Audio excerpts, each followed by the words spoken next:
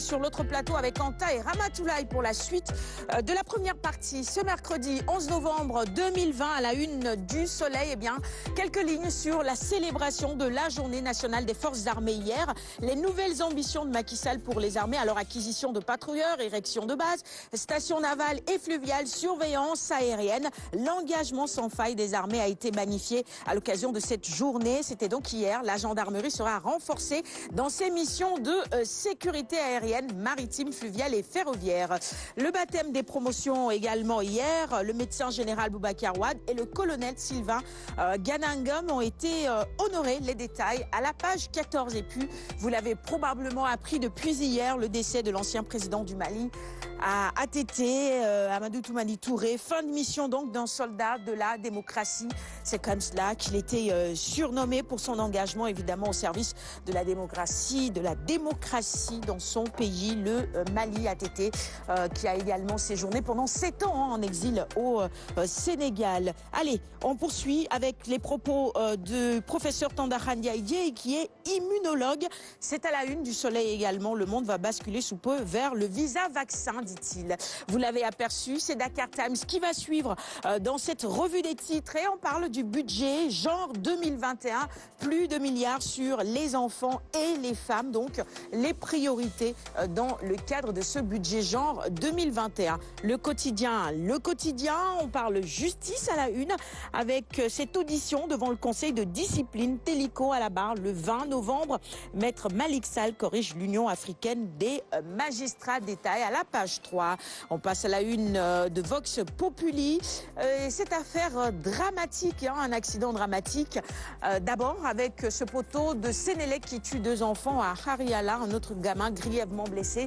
On lui souhaite évidemment un prompt rétablissement en ayant une pensée pieuse pour ces enfants décédés et les familles également, que leur âme repose en paix. Le foot, c'est aussi l'actualité avec la qualification à la Coupe d'Afrique des Nations Cameroun 2022, les éliminatoires. Le derby de feu Sénégal-Guinée-Bissau, c'est à la Dior à Thiès à 16h. Match à suivre en direct et en exclusivité sur nos antennes.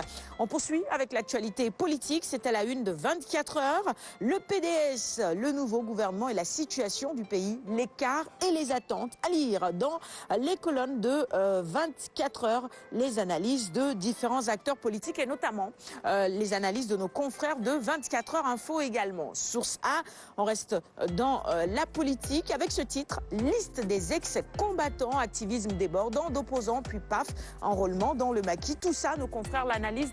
Autre sujet qui nous intéresse également à la une de ce quotidien, il s'agit de la rentrée scolaire. Alors en plus du bras de fer entre parents d'élèves et écoles privées, un gap de 400 enseignants à Kaolack a été noté par nos confrères de Source A. Libération.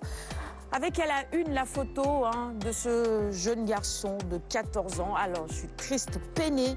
Papa m'a sacrifié. Mamadou Lamine Faye qui avait fait embarquer son fils âgé de moins de 14 ans dans une pirogue en direction de l'Espagne a été cueilli hier. Mort pendant la traversée, Doudou a été jeté dans l'océan. C'est tout à fait horrible, cette histoire est tragique. Nous pensons évidemment à cette belle âme de ce jeune garçon malheureusement décédé en mer. Le drame de l'émigration clandestine, on en parlait sur ce plateau et tout au long des semaines passées également. À la une du Témoin, le sujet revient quand la pauvreté alimente le Barça ou Barça. Cela n'excuse pas évidemment que l'on puisse envoyer son enfant justement dans des conditions aussi dramatiques. Nos confrères nous racontent la bénédiction des familles au stade ultime de la pauvreté. Et face à la galère, les jeunes des banlieues optent tout simplement pour partir le plus loin possible. On poursuit avec le sport, Stade notamment, quotidien spécialisé en sport. Historique, Sénégal-Guinée-Bissau, 9 victoires à un face tout simplement au Durtus, les Lions invaincus à Dakar et Bissau. On va voir ce que le match d'aujourd'hui va donner. En tout cas, c'est à 16h. Gagner et chasser le doute, c'est important, c'est ce que veulent les Lions. On termine la revue des titres avec Sunulom. Khadim Gadiaga persiste et signe. Modulo va croiser à main. Modulo pète la forme, dit-il. Il se défonce comme un lion affamé. Il ne badine pas l'actuel roi des arènes. C'est tout pour la revue des titres de ce matin. Vous pouvez également lire dans les colonnes de Sunoulamb les propos de Meïssa Ndiaye, premier vice-président du CNG. Voilà, c'est fini. Il est 6h49, bienvenue si vous nous rejoignez à l'instant. Vous le savez, les quotidiens du jour, nous les offrons à nos invités. Mais avant cela, geste barrière, on se nettoie évidemment les mains, Monsieur Touré, voilà. On va continuer à montrer l'exemple à l'antenne. Puisque le virus est encore là, continuez à vous laver régulièrement les mains à l'eau et au savon, à vous protéger, à protéger les autres. Le gel pourrait faire l'affaire aussi, les masques, la distanciation physique, tout ça, les gestes barrières, c'est important de continuer à les